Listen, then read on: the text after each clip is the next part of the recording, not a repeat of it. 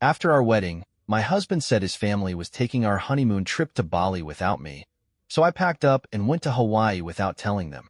Now his mom is livid that I didn't just stay at home. Honestly, the past few days have felt like something out of a trashy soap opera. I never thought I'd be treated like some disposable afterthought by the man who literally just married me. But here we are.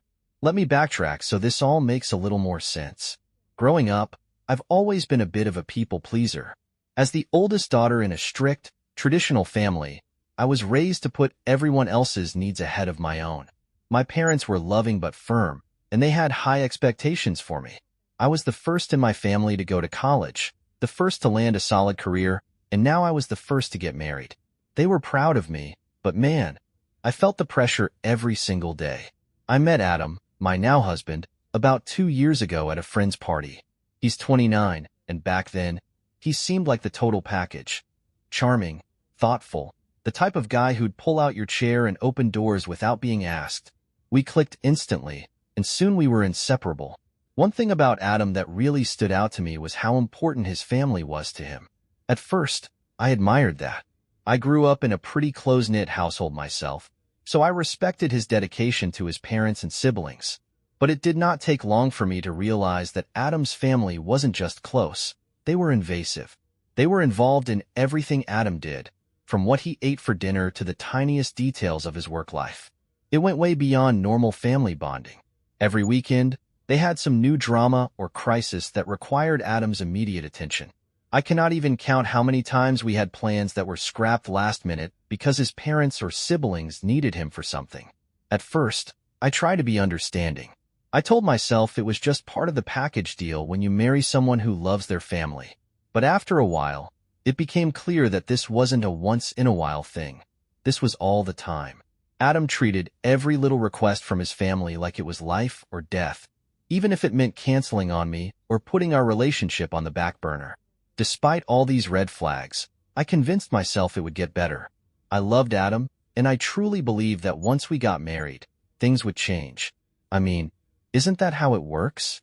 You marry someone, and you start your own family together. I figured once we tied the knot, he'd naturally start prioritizing us. Our relationship? Wow, I could not have been more wrong. The wedding itself should have been my first clue. It was a gorgeous but completely draining day. And guess who was in charge of practically everything? Not me and Adam, but his family. It felt like I was marrying into some sort of dynasty where their opinions outweighed everything. From the guest list to the decorations, there was not a single detail they left untouched. I had dreamed of a wedding that celebrated our love, but instead, it turned into this big production masterminded by his parents. It honestly felt like Adam and I were side characters at our own wedding. Looking back, I should have called it off right then and there. But, of course, I was too blinded by love and way too naive to see what was really going on. Even though I was frustrated to my core, I kept my mouth shut. I kept telling myself, this is your special day. Do not let anyone ruin it. I clung to this hope that everything would magically get better after the wedding. I thought that once we were married, Adam and I would finally start living our life together, one that didn't revolve around his family. After the wedding, I was buzzing with excitement for our honeymoon. 2 weeks in Bali. It was supposed to be the perfect getaway, a chance for us to relax, unwind, and just enjoy each other's company without any interruptions. We had both talked about it so much, and it sounded like a dream. I wanted to go to Europe, but Adam had pushed for Bali since his family had gone before and could recommend all the best spots.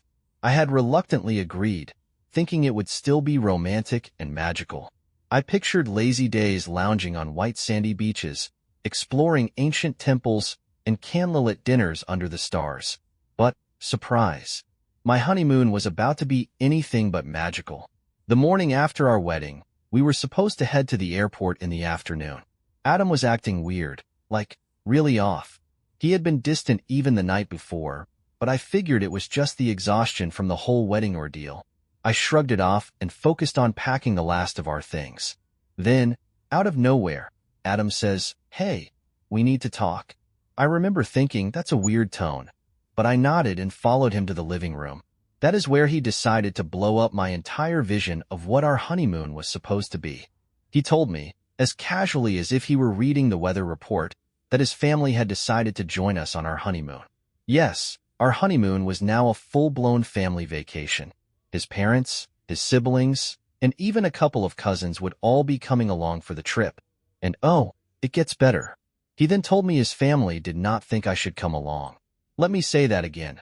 My husband, the man who just married me, looked me in the eye and said his family thought it would be best if I stayed home while they went to Bali. According to Adam, now that I was officially part of the family, I needed to prove myself or some nonsense like that. Apparently, proving myself meant staying home alone while they all jetted off to paradise.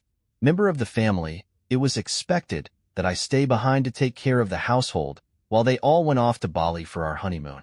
I stared at Adam, waiting for even a flicker of understanding in his expression, something to show me he realized how absurd and outright insulting this was.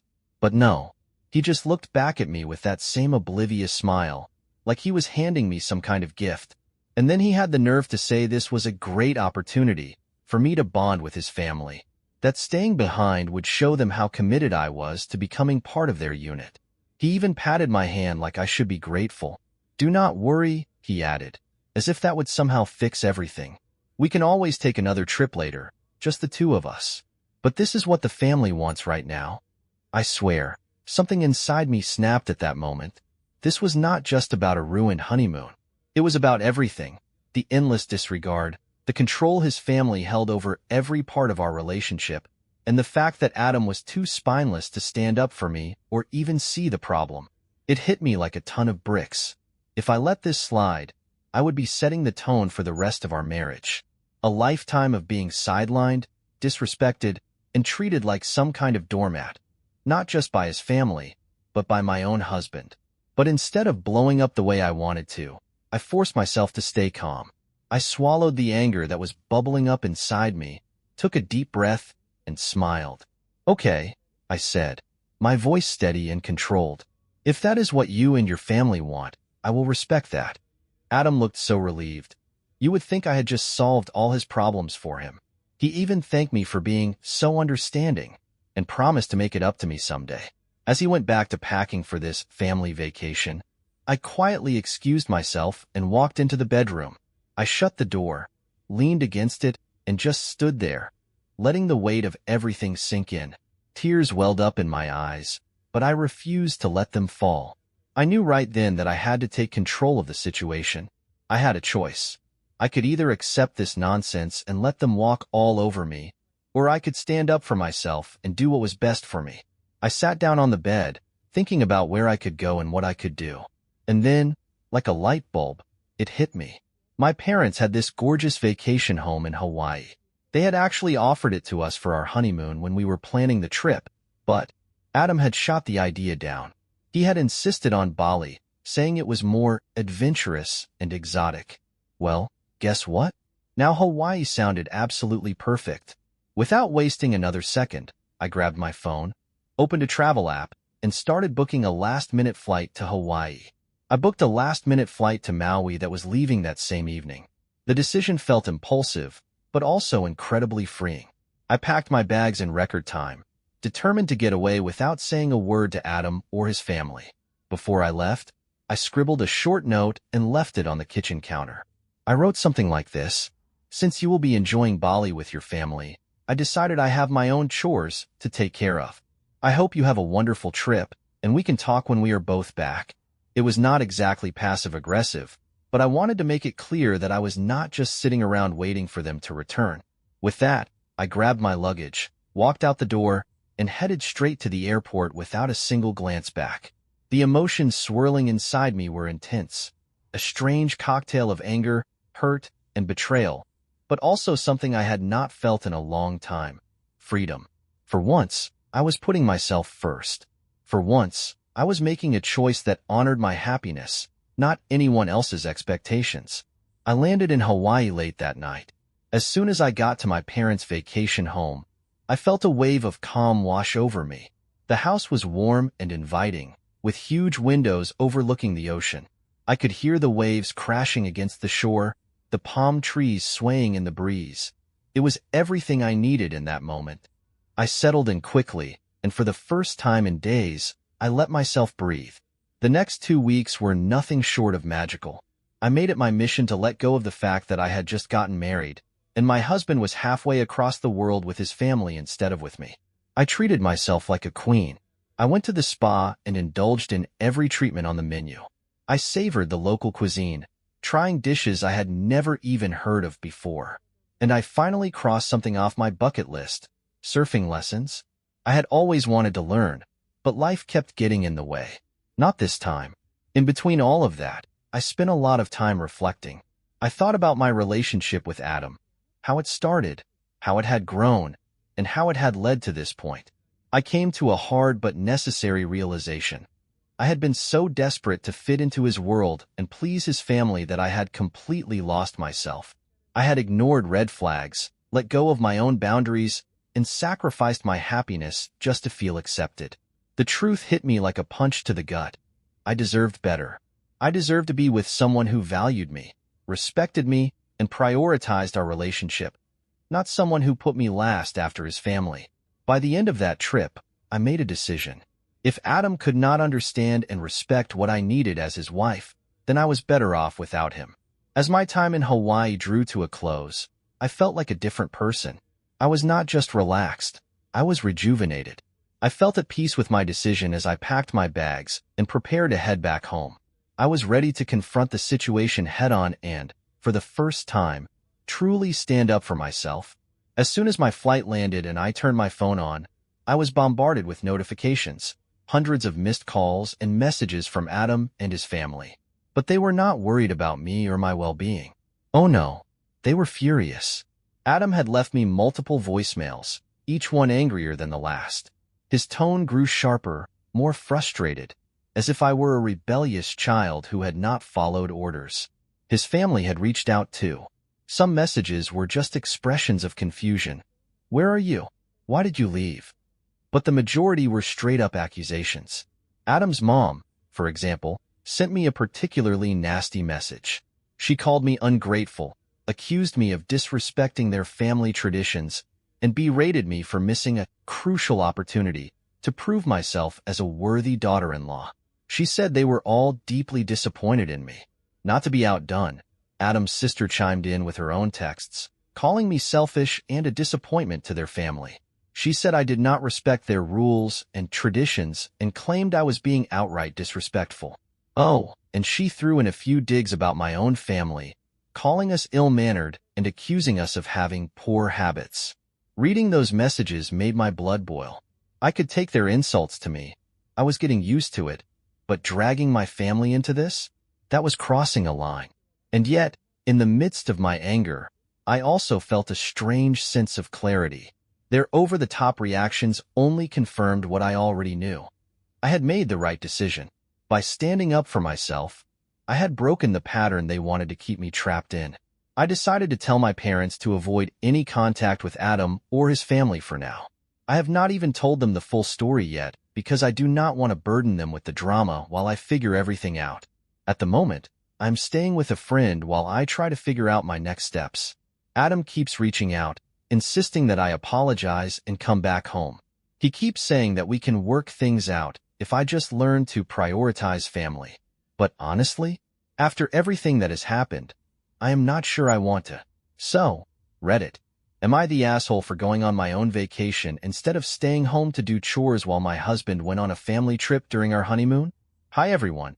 It has been a few days since I first posted, and I am honestly overwhelmed by all the support and advice I have received. I have read every single comment, and it has given me so much to think about. After my initial post, Adam called me again. This time, his tone was, Adam called me again, and this time he sounded different, more desperate. He told me his family was pressuring him to fix the situation, and that they were even willing to forgive me if I apologized. Forgive me? For what, exactly? For refusing to bow down to their ridiculous demands? For daring to prioritize my own happiness for once? The sheer audacity of that statement nearly made me laugh out loud. I took a deep breath to calm myself and told Adam that I needed more time to think. Then I hung up before I said something I might regret. Thankfully, I have been staying with my best friend during all of this, and she has been my absolute rock. She reminds me daily that I deserve respect, that I should not have to prove my worth to anyone, least of all to a family that sees me as nothing more than a servant. We have spent hours talking through everything, and she has been helping me see the situation more clearly. It is like she is holding up a mirror, showing me just how toxic this whole dynamic is. After that call with Adam, I finally reached out to my parents to let them know what was going on. Their reaction was about what I expected. My mom, who had been so excited about the wedding, was heartbroken that things were falling apart so soon. My dad, on the other hand, was furious. They have been nothing but supportive since I told them the truth. They even suggested that I move back home for a while so I can have some space to think things through. Honestly, the idea is tempting, especially given the non-stop barrage of messages I am still getting from Adam and his family. Adam has been flooding my phone with texts and voicemails, each one more frustrating than the last. At first, he tried to guilt me into coming back. He brought up our wedding vows, asking if I was really willing to throw it all away over what he called a misunderstanding. When that did not work, he switched gears. He started speaking more calmly, almost like he was negotiating. He promised that if I just came back, his family would forgive me and let it go. It is like he completely misses the point. I do not need or want their forgiveness. In fact, if anyone should be asking for forgiveness, it is Adam and his family for how they have treated me. What has enraged me the most, though, is how his mom and sister have escalated their harassment.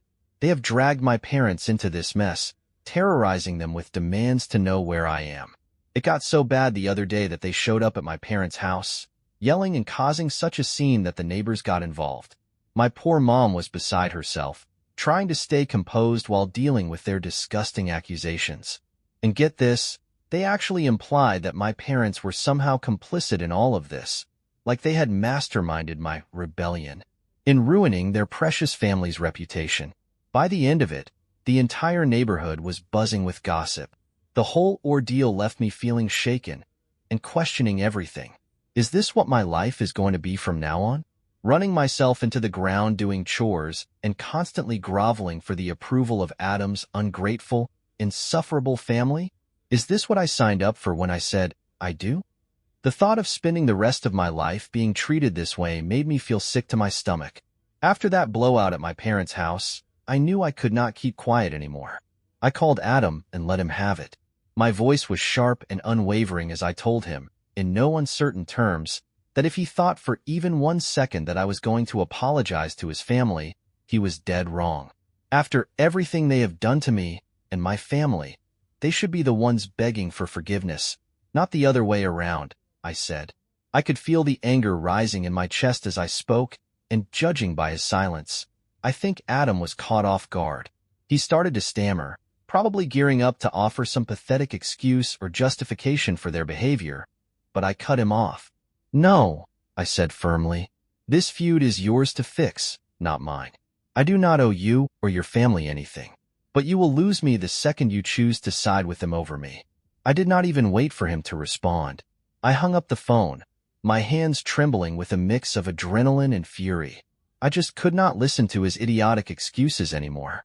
Every time Adam tries to explain this mess, it only reinforces what I already know. He does not understand my perspective. Or worse, he does not care. How can he expect me to stay in a marriage where my feelings and needs are treated as an afterthought?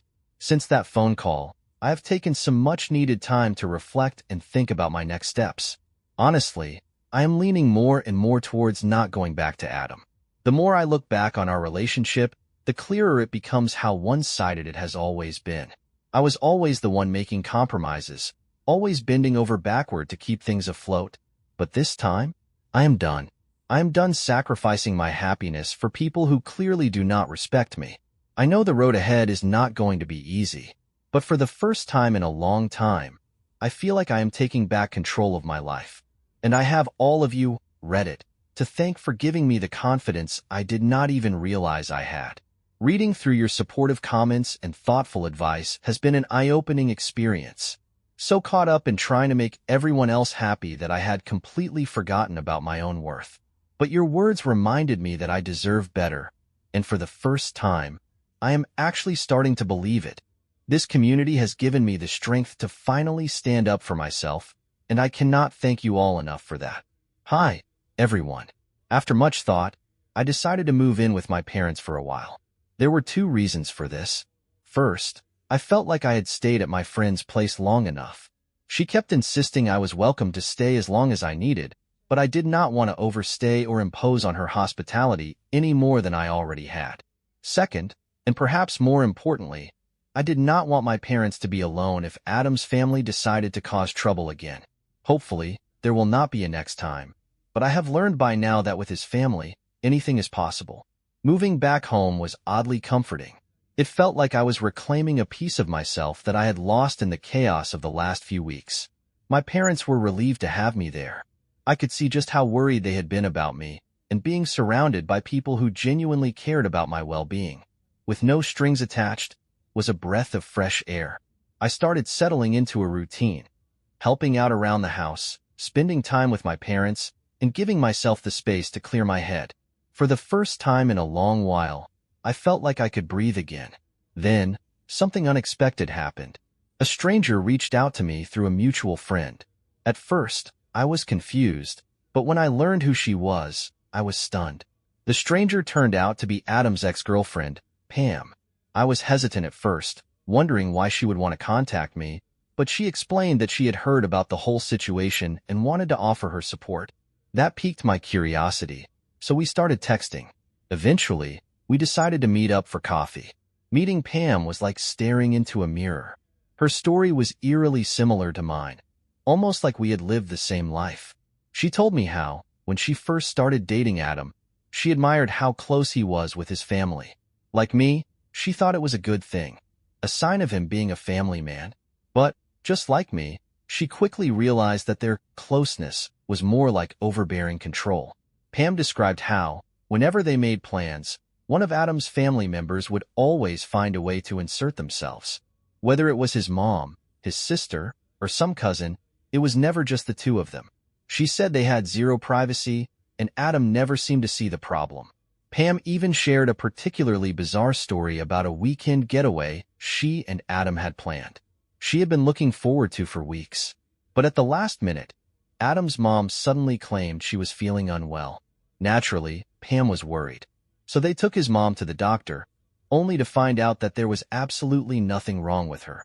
Pam told me it felt like the whole thing had been staged, an elaborate excuse just to keep Adam and her from spending time alone together. That was the moment she realized this was not just a close-knit family. This was a family that was deeply controlling, even manipulative. Another thing Pam shared struck a nerve with me. She told me about how, whenever she was invited to family dinners, it was just expected that she help clean the table and do the dishes afterward. It caught me off guard because, in my experience, when someone is invited over, they are treated like a guest, not free labor. But in Adam's family, this was apparently the norm. Pam said they did not see her as a guest. They saw her as someone who needed to earn her place at the table. She described how humiliating it felt, especially when Adam never once stepped in to help or defend her. He just went along with it, acting like it was completely normal. Eventually, it all became too much for Pam. She tried to talk to Adam, hoping he would understand how she felt and set some boundaries with his family. But Adam refused to listen. Anytime she brought up her feelings, he flipped the script and made her out to be the problem. He accused her of not putting in enough effort or of not understanding how important his family was to him. Pam told me she tried to make it work for as long as she could, but eventually, she realized that nothing was ever going to change. Adam was too wrapped up in his family's dynamics to ever truly prioritize his relationship with her. As I sat there listening to Pam, I felt an overwhelming sense of validation. Everything she described mirrored what I had been going through. It was like Adam had a pattern, pulling women into his life, only to suffocate them under the weight of his family's demands. The more Pam talked, the clearer it became. My situation was not going to improve if I stayed. Adam would always choose his family over me, no matter how unreasonable or outrageous their behavior was. After our conversation, I was left with a mix of emotions. Relief, because I finally realized I was not alone in feeling the way I did. Anger, because I had let myself believe things might get better. Sadness, for all the time and energy I had wasted trying to fit into a world where I clearly did not belong. But above all, I felt clarity. I was not overreacting. I was not crazy. This was a pattern, and it was not going to change. It was painfully clear that Adam was never going to change. After meeting with Pam, I sat down with my parents to talk everything over. They were, as always, incredibly supportive. My mom reassured me that I deserved so much better than this, and my dad, ever the practical one, made it clear that staying in a marriage where I was constantly disrespected was simply not worth it. Pam's story was the final push I needed. There was no longer any doubt in my mind. I wanted out. I knew I had to move forward with a divorce. Staying in a marriage where I would always come second to a family that did not value me was not an option. It was not an easy decision, but it was the right one. I felt ready, for the first time in what felt like forever, to take the steps to free myself from this toxic situation and start rebuilding my life on my own terms. After hearing Pam's story and having those heartfelt conversations with my parents, I contacted my lawyer. It was time. My lawyer would be informing Adam about my decision to file for divorce. At this point, the only thing I can hope for is that the divorce process will be easier than everything I endured leading up to it. Hi everyone, as I mentioned in my last update, I have made the decision to divorce Adam. It was not an easy choice, but it was the best one for me. I have already signed the divorce papers, and now I am just waiting to hear back from Adam. In the meantime, I am focusing on reclaiming my life. I have been pouring all my energy into my career and taking steps to improve my mental well-being. I thought I was finally ready to move forward, but of course, life had other plans. The other day, my friend, the one who took me in when everything first fell apart, was celebrating her birthday. She has been an incredible source of support throughout this entire ordeal, and she made it clear that she really wanted me at her party. At first, I was hesitant.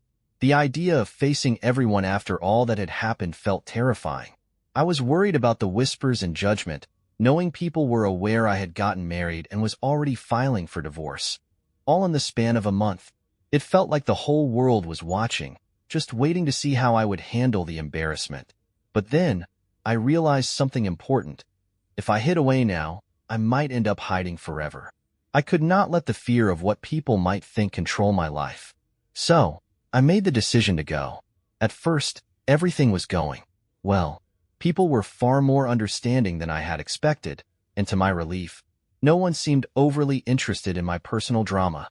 The atmosphere was light, and for the first time in weeks, I let myself relax and enjoy the company of my friends. It felt good to be out, to laugh, and to feel like a normal person again, even if only for a little while. But just as I was starting to believe things might actually be okay, I saw him. Adam. He stormed into the venue, and the sight of him made my heart drop into my stomach. I froze, panic spreading through me. How did he even know where I was?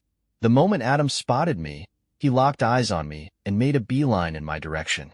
His face was twisted with anger, and he wasted no time launching into a tirade. "How could you do this to me?" he demanded, his voice loud enough to turn a few heads. I tried to hold my ground and keep my composure, putting on the strongest face I could manage. "What are you talking about, Adam?" I asked calmly, my voice steady despite the turmoil inside me. "Am I not allowed to attend my friend's birthday party now?" But my response only seemed to pour fuel on the fire. His voice grew louder as he accused me of destroying our sacred bond. In any other situation, I might have laughed at the absurdity of that statement. Sacred bond? This from the man who had stood by silently while his family disrespected and belittled me at every turn? What was sacred about a husband who chose his family over his wife time and time again? Still, this was not the time or place for a confrontation. I told him firmly that I did not want to talk, especially not here, in the middle of my friend's birthday party. I tried to walk away, hoping to de-escalate the situation, but Adam was not having it. He followed me, his voice growing louder and his accusations more erratic. Just when I thought things could not get any worse, one of the guys at the party stepped in. He calmly but firmly told Adam to back off and leave me alone. That was when Adam completely lost it. He did not take kindly to being told what to do. His face turned red with rage, and suddenly he started shouting that I was cheating on him. She's rushing into this divorce because she's having an affair, Adam bellowed, pointing at me as though he had uncovered some grand conspiracy. The accusation was so absurd that, for a moment, I was too stunned to respond. It felt like the room froze around me as I tried to process what he had just said. But Adam was not done. He turned on the guy who had defended me and lunged at him, screaming right in his face, demanding to know if the two of us were having an affair. It was like a switch had flipped in Adam's head. He went from being angry and hurt to completely irrational in a matter of seconds. I stood there, stunned, as he spiraled out of control. The craziest part? Adam knew I barely knew this guy. He was just a friend of a friend, someone I had exchanged a few words with that night, but nothing more. But logic seemed to have no place in Adam's mind at that moment. He was wild, unhinged even, lashing out at anyone and anything in his path. The entire party came to a screeching halt. Everyone froze as Adam's shouting echoed through the venue. A group of people quickly rushed over to pull him back before things turned physical. My friend, the birthday girl, was in tears, apologizing over and over for a situation that was not her fault. The guy who had stepped in to defend me was still trying to calm Adam down, even as Adam hurled baseless accusations at him. Eventually, a couple of guys managed to drag Adam out of the venue, but not before he turned to me one last time. His face twisted in a mix of rage and desperation, and shouted, "You're making the biggest mistake of your life." As soon as he was gone, the weight of what had just happened hit me like a ton of bricks. I felt shaken, humiliated, and, if I'm being honest, scared. This was the man I had married, the man I once thought I would spend the rest of my life with. And now? Now he felt like a stranger, someone I could not recognize, let alone reason with.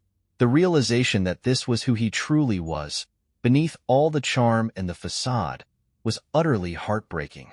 After the scene at the party, I was overwhelmed with guilt. I kept apologizing to my friend and the guy who had come to my defense. I felt like it was all my fault, like if I had not been there, everything would have been fine. My friend's birthday would have gone smoothly, and there would have been no drama. But they both reassured me repeatedly that I had nothing to apologize for. My friend hugged me tightly and told me that one day, when this was all behind me, we would laugh about what had happened.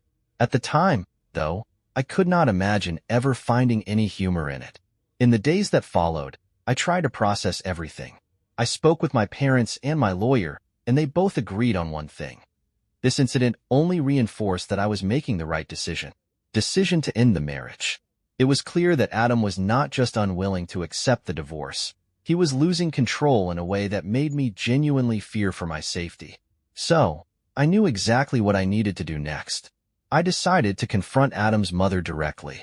I was done playing nice. I was done excusing their behavior for the sake of keeping the peace. I called her and wasted no time getting straight to the point. I reminded her of all the times I had tolerated her meddling and Adam's erratic behavior, all the times I had bitten my tongue to avoid causing a scene. But I made it clear, my patience had run out.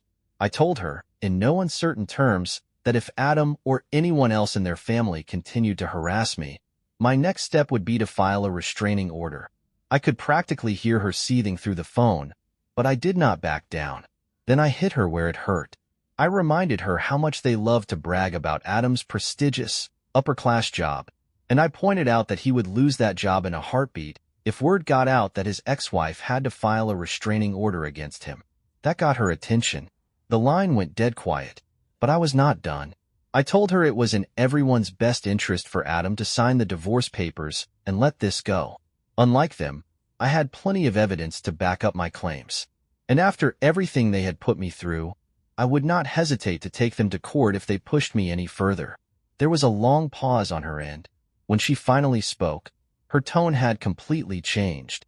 She tried to suggest that maybe we could all sit down and work things out, but I was not having it. "There's nothing left to work out," I told her firmly. "This marriage is over. The sooner you accept that, the better it will be for everyone." Then I hung up. As I put the phone down, I felt a strange mix of emotions, satisfaction and exhaustion all at once.